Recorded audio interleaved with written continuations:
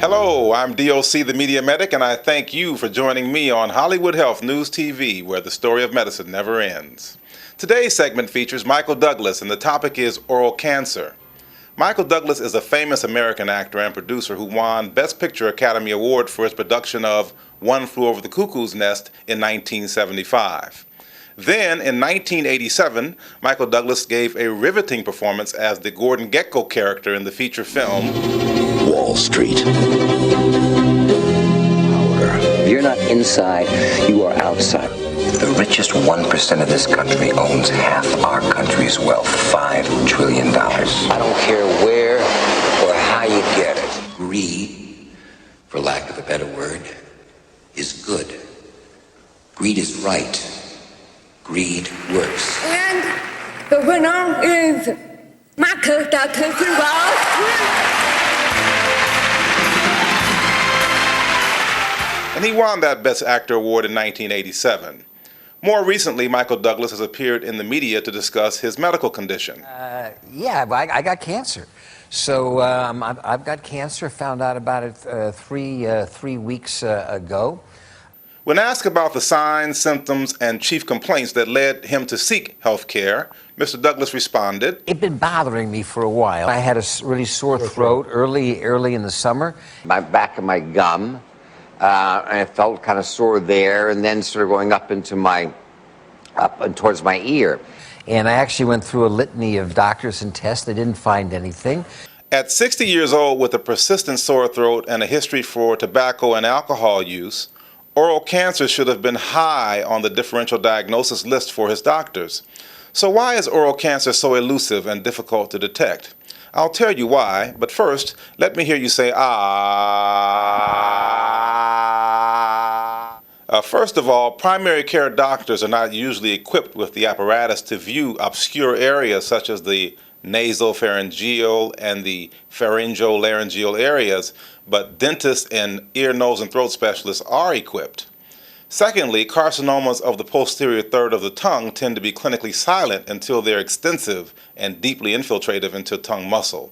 In fact, this type of cancer is often undetected until it has spread to another location, such as lymph nodes of the neck.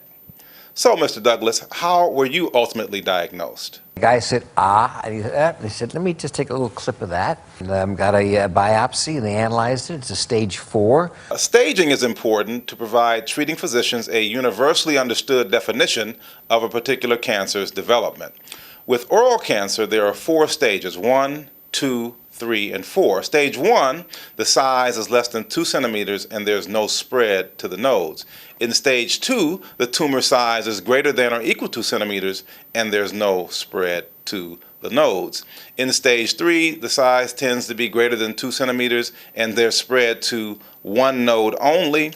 And in stage 4, the size usually is greater than 2 centimeters and has spread to 2 nodes and or has metastasized to distant sites. So staging aids in the planning and treatment protocol in determining prognosis, and staging allows for accurate end results reporting. So what about your treatment, Mr. Douglas? The chemo and the radiation continues to burn your mouth, and it becomes more difficult to swallow. You can't take solids. Surgery or radiation are used with curative intent in the treatment of oral cancer. Chemotherapy is an adjunct to the principal therapeutic modalities of radiation and or surgery. For advanced disease such as his stage 4, chemotherapy is used in combination with either or both of the primary treatment modalities.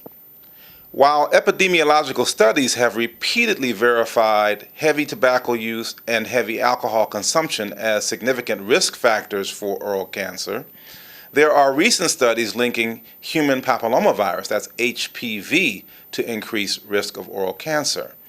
Human papillomavirus is ubiquitous and is the most commonly sexually transmitted infection in humans, which can be transmitted via vaginal, anal, and or oral sex. These genital warts are contagious and caused by a different strain than the oncogenic HPV virus. It's common knowledge that HPV is responsible for the majority of cervical cancers, and it turns out that HPV is also found in up to 72% of oral cancers.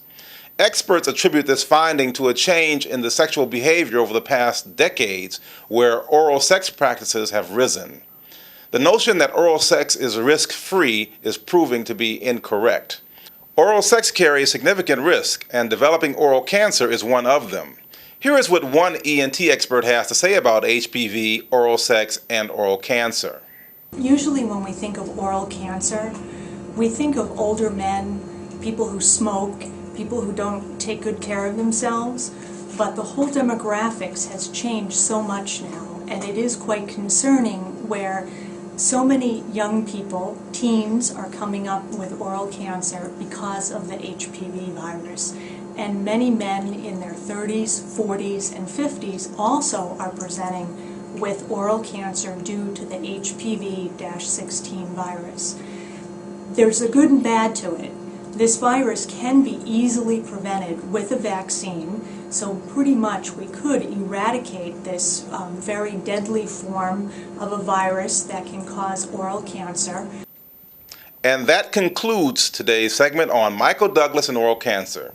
At this time, I wish to thank Michael Douglas, ENT expert Dr. Smith, and you, the viewing audience, for joining me, D.O.C. the Media Medic, on Hollywood Health News TV, where the story of medicine never ends.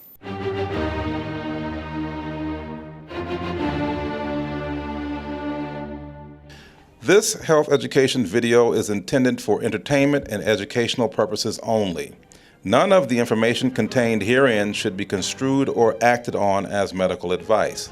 The viewer should consult his or her personal physician or a licensed health professional for any medical advice.